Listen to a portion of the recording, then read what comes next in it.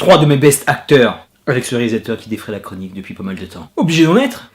Messieurs, dames, le bonjour, hola, señoras, señores. On va finir par faire les vidéos en espagnol si ça continue. Direction le terroir espagnol avec Everybody Knows. Tout le monde le sait, todo el mundo sabe. Pas sûr, mais on tente.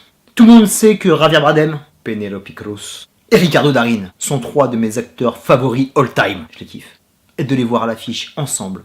Grosse excitation. Surtout dirigé par le réalisateur iranien Asghar Farhadi, qui m'intrigue tout le temps quand il passe dans le coin. Et avec ce petit parfum cannois qui rôde, ça ne pouvait pas mieux tomber. Ce film est une plongée magnifique dans les entrailles et les mœurs de la familia espagnole. Farhadi, comme il l'avait fait avec La Pensée, n'a pas son pareil pour fondre dans l'identité d'un pays. Parce que oui, ce film porte le sceau de la nationalité de son réalisateur. Le 5e élément est un film français, wesh. On dirait pas. C'est un film iranien, mais à 101% espagnol. Dinguerie! Ou quand la maestria d'un réalisateur fusionne dans le pays où est tournée son œuvre. Carrément, quand je regardais le film, j'oubliais que c'était lui qui était derrière la caméra, tellement ça sonnait cinéma ibérique. Il a réussi à capter toutes les couches et les nuances de ce pays si particulier. Espagne! Sérieux, c'est comme si on regardait un film d'Amenábar ou d'Almodóvar, tu sentais même pas la différence. Une photo nickel, une colorimétrie chaleureuse pour vraiment représenter les couleurs chaudes de l'Espagne. Et surtout, et j'insiste là-dessus, la direction d'acteur. Le mec est en totale maîtrise. Que ce soit dans ce film-là ou dans les autres films, comment il arrive à les diriger avec autant de naturel. Comme si c'était une tranche de vie de la famille de Penélope Cruz et de Javier Bardem. Parce que ici, le film est d'un réalisme minimaliste de fou. J'ai ressenti la même chose quand j'ai vu La Séparation. C'est la première fois que je voyais un de ces films. On n'a pas l'impression d'avoir affaire à des gens qui jouent la comédie, mais à de vraies personnes qui subissent les événements.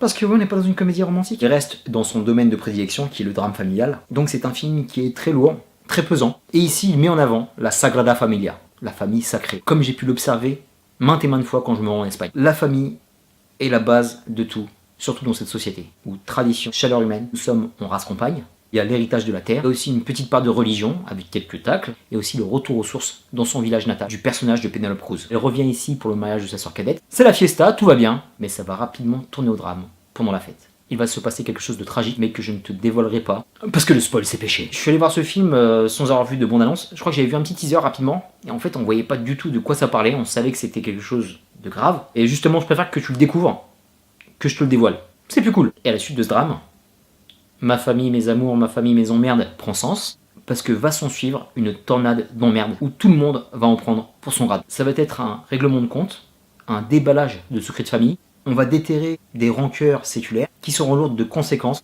para toda la familia, mais aussi les voisins. Parce qu'il y a la dimension villageoise, et dès qu'il se passe quelque chose dans ce genre de bourgade, tout le monde est concerné. Et ça, c'est magnifiquement reproduit, parce que parfois quand je regardais ce film, j'ai l'impression d'être téléporté dans tous les villages du monde, où les gens vivent les uns sur les autres, et se connaissent parfaitement. Dès qu'il y a quelque chose qui apparaît, d'où le titre, Everybody Knows, ça fait de sacrés dégâts. De l'excellent travail par rapport à tout ce qu'il avait à dire, par rapport à tout ce qu'il avait à mettre en place. J'ai beaucoup aimé le changement de tonalité, la petite descente aux enfers qui se fait de manière lancinante. On part d'une fiesta pour arriver à ce point de chute. C'était pas facile. Parlons casting, c'est même plus un acteur, une actrice, c'est un duo d'acteurs. Ce mois-ci, je les ai vus dans 2 films. Escobar, qui est absolument à éviter parce que c'est pas génial, mais quand tu les vois dans ce film-là, et là, je m'efface, Javier. Je n'ai plus de vue sur Pénélope, elle est à toi. Je ne casserai pas le bro code, parce que là c'est parfait quoi.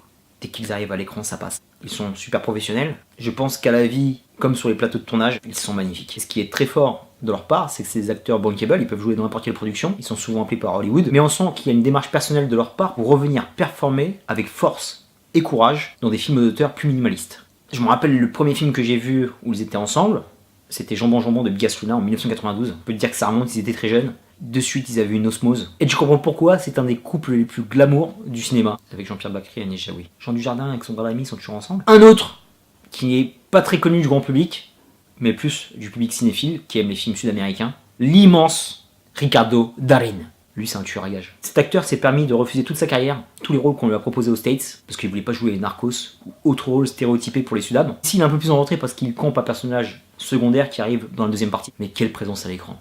Le naturel qu'il dégage à la caméra, il joue avec la verdad. Et ça c'est beau. Il y a même mon chouchou Denver de la Casa des Papel, ça fait plaisir de le voir. J'espère que ce mec aura une petite carrière cinématographique en attendant la saison 3 de la Casa des Papel.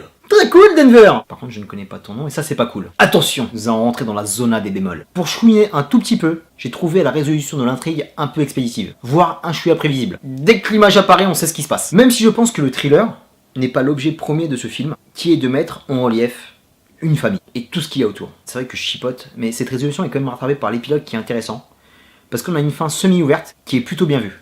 Surtout quand on connaît les tenants et les aboutissants d'une famille espagnole. Je n'en dis pas plus, no es bien. Voilà, conclure con Everybody Knows, c'est un film que je te conseille. En ce moment, c'est le Festival de Cannes. Ça nous permet de voir plusieurs films à l'affiche qui vont arriver dans les 6 horizons. Si t'as envie de t'ouvrir à d'autres horizons et sortir un peu du blockbuster et voir un film réaliste mais bien mené, je te le conseille fortement. Il est excellent. Tiens, même si j'aime pas miser, je pense qu'il aura toutes ses chances pour avoir la palme à la fin. Une petite pièce. Et si tu as le temps, va jeter un œil à la filmographie de Asghar Farhadi et au cinéma iranien, qui font vraiment du bon boulot. Parce que c'est pas facile de tourner sur place, c'est un régime très difficile. Et tu sens que les mecs ils le font avec une niaque et un courage que tu te dois de soutenir. Pour l'amour du cinéma, Forrest Gump. Passe au salamateur. Terminus pour Everybody Knows. Je te dis à très bientôt pour de prochaines vidéos. D'ici là, porte-toi bien, garde la pêche, profite de ta famille et prends-en soin. La base.